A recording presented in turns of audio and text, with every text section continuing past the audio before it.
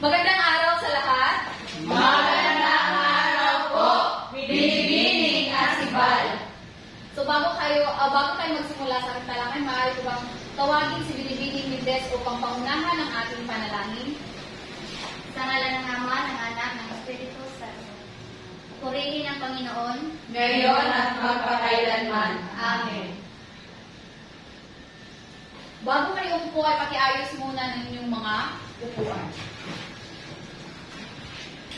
Maaari na kayo umupo. Salamat po. So bago natin formal na umpisahan ang ating talakayan, ay magbibigay muna ako ng mga pamantayan sa klase. Una, makinig sa klase. Pangalawa, huwag maging maingay kapag umpisa na ng talakayan. At ang panghuli, itaas lamang ang kanang kamay kapag gustong sumagot. Nagkakaintindihan ba tayong lahat? Oo. Pakibasa ng ating layunin. Sapagkat ako sa nadalin, ang mga mag-aaral ay naasahang may paliwanag ang konsepto ng pananampanak at katapurik ng pangalan. Matukoy ang mga halimbawa ng bawat uri ng pangalan. Makagawa ng mga pangusap gamit ang mga ito. So ngayon, magpapakita ko sa inyo ng mga letra sa harapan. Gamit ang mga letrang ito, bubuo kayo ng mga salita. Kahit anong salita ang inyong mabuo gamit ang mga letrang ito. Nagkakaintindihan ba? Opo. Okay, sige. Itaas lamang ang kanang kamay kapag may nais ng sumagot. O sige, Ginoong Mala. At salitang nila po. Magaling. Binibining Custodia. Salitang sino? Magaling. Tama. Binibining Marites. Salitang ako. Magaling. Ngayon, tingnan natin kung tama ba ang yung mga kasagutan. Napakagaling dahil alam ninyo kung ano ang mga sagot. Ang mga salitang mabubuo sa mga letrang aking ibinigay kanina ay ako, ko, akin, amin, kami, kayo, atin, inyo, nyo, siya, sila, at ito. Sa palagay ninyo, ano ang tawag sa mga salitang ito? May nais bang sumagot? Binibining Ramos? Panghalik. Magaling! Palakpakan natin si Binibining Ramos. Ang mga salitang ako, ko, at ang mga ito ay ang tinatawag nating panghalik. Ngayon, ano nga ba ang panghalik? Sino ang may ideya kung ano ang panghalik? Wala. Ngayon, ang panghalik, ito daw ay ang mga salitang humahalili o pamalit sa pangalan na nagamit na sa parehong pangungusap o kasunod ng pangungusap. So ito yung pumapalit o pamalit sa isang pangalan. So ano nga ba yung pangalan? Ang pangalan ay ang tawag sa mga tao, bagay o hayop o mga pangyayari. Tinatalakay ko sa inyo ang panghalik at ang pangalan kasi may kaugnayan ito sa susunod natin na tatalakayin. So ano ang napansin ninyo sa mga pangungusap? Sa unang pangungusap, maaari niyo bang ituro sa akin kung nasaan ang pangalan at ang panghalik? Ginoong Mala? Sa unang bilang po, mari po basahin mo. O, sige. Okay. Ang batang babae walang imig sa klase at madalas na nakaupo lamang sa isang sulok. Siya ay palaging tinutukso ng kanyang mga kaklase. Kung mapapansin po natin, ang batang babae ay pinalitan po ng siya kung saan siya ay tinatawag na panghalik. Magaling, palakpakan natin si Ginoong Mala. Sa pangalawang pangungusap, maaari niyo bang ituro sa akin kung nasaan ang pangalan? Binibining Marites? Sa gitna ng papel, nakita nila ang napakaraming papel na nakapastil sa dingding. Nakita ng mga mag-aaral ang mga larawan na katulad sa binanggit ng batang babae. Ang pangalan sa salita ay sa pangungusap ay ang mga mag-aaral. Magaling, palakpakan natin si Binibining Marites.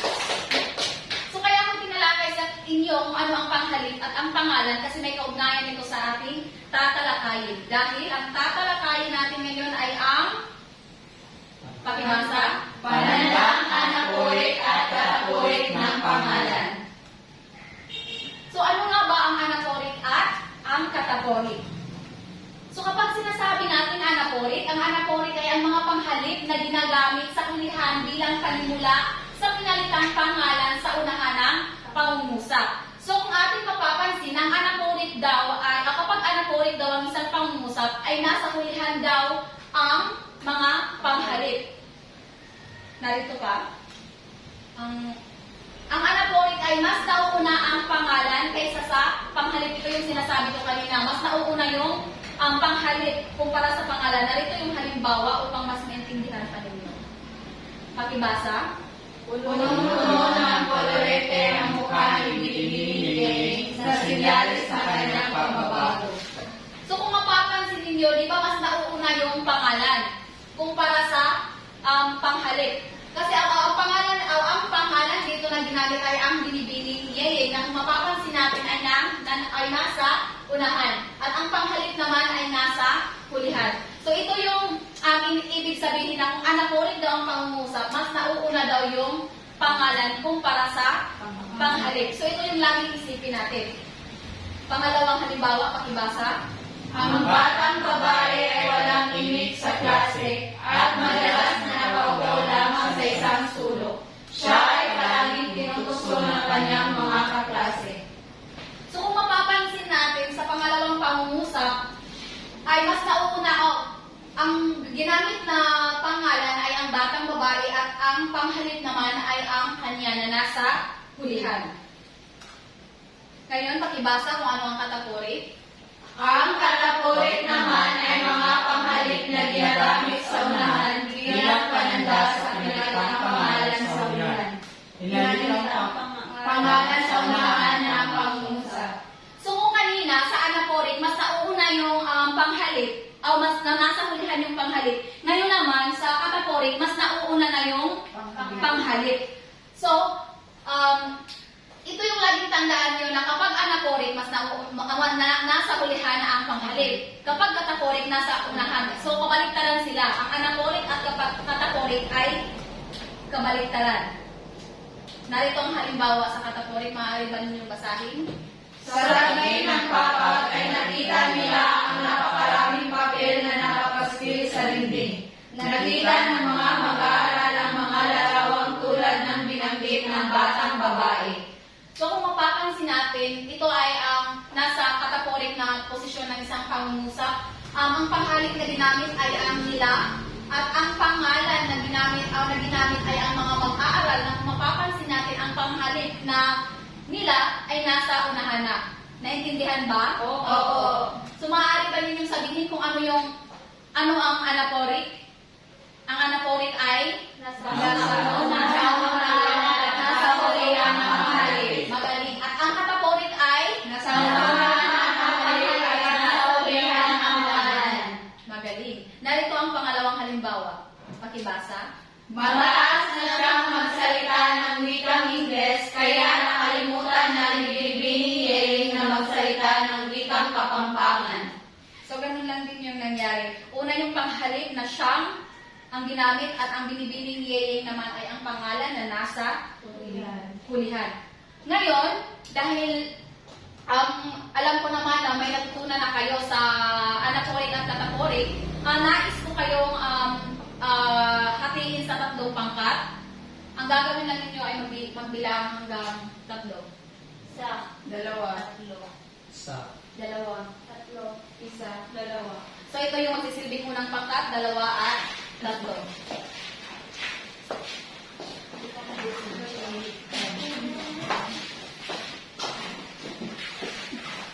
So sa unang pangkat ay ipapaliwanag ninyo kung ano ang naintindihan ninyo sa anaporik at magbibigay lamang kayo ng 2 halimbawa.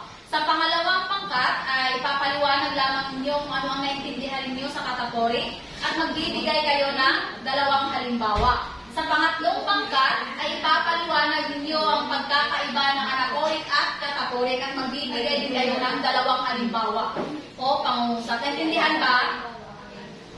Naintindihan ba ng lahat? Opo.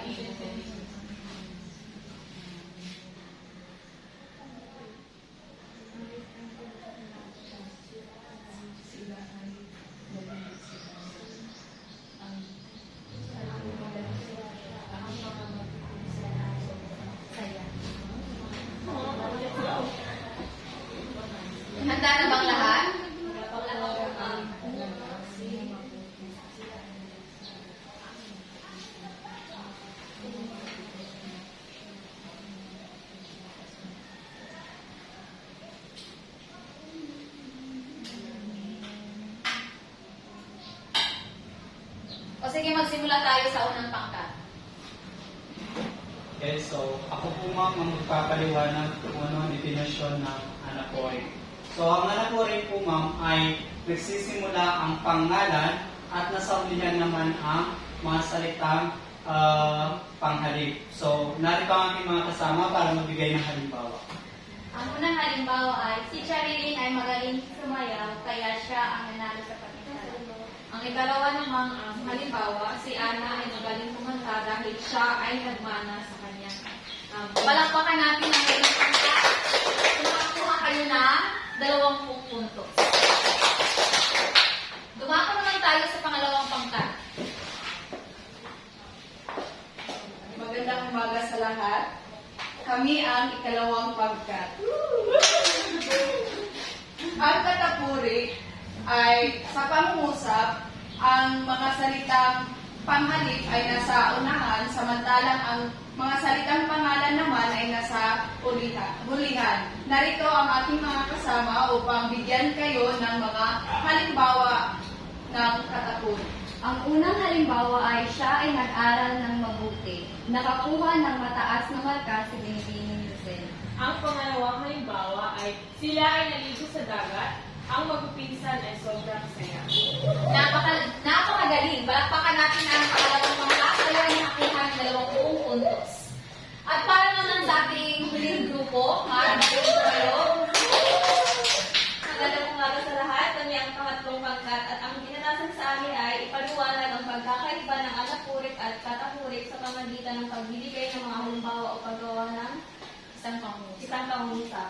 So, ang pagkakaiba ng anapurik at katapurik. Ang anapurik ay nauna ang mga pangalan at nasa hulihan ang panghalip. Habang naman ang katapurik ay nauna ang panghalip at panghuli naman ang pangalan.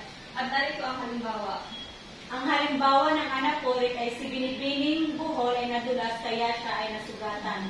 Ang halimbawa naman ng kataporik ay siya ay palaging kumakain kung kaya'y tumaba si Anne. Napakagaling. Balakpakan natin ang panghuling grupo. Kayo ay nakakuha ng 20 puntos.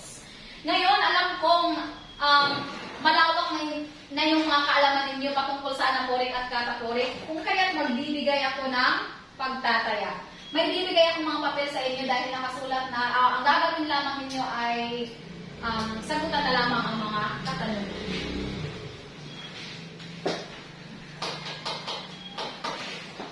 Para sa likod.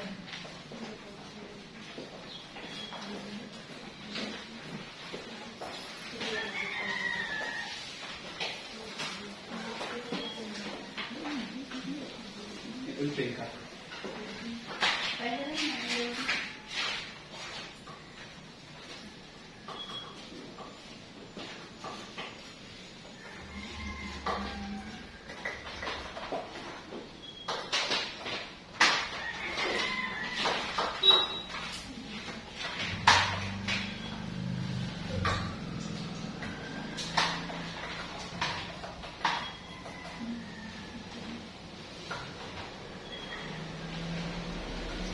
Kapag tapos na, ay maaaring ipasa ang mga nasagutan ninyo dito sa harapan. Isa lamang yung ang tatayo at magpapasa dito sa harapan. Ipasa ninyo ang inyong mga papel. Saludo ko siya. Narito na po, ma'am. Maraming salamat. Magbibigay pa sana ako ng susunod na gagawin natin kaso wala na tayong sapat na oras. Kung kaya ito ay magsisilbing Takdang aralin. Pagkaaralin ka na ma'am. huwag kang magreklamo. Ang takdang aralin ninyo ay gumawa ng 5 pangungusap na naglalaman ng panghalip at pangalan. Kapag nakagawa na ng pangungusap, tutuin kung ito ba ay nasa anaporik na pagkakaayos o kataporik. Naintindihan ba naman? Opo. Saan po isusulat? Sa isang buong papel ninyo isusulat. Nagkakaintindihan ba? Opo. Kailan ko ipapasa? Bukas na bukas ipapasa. Okay. Ay! O sige, paano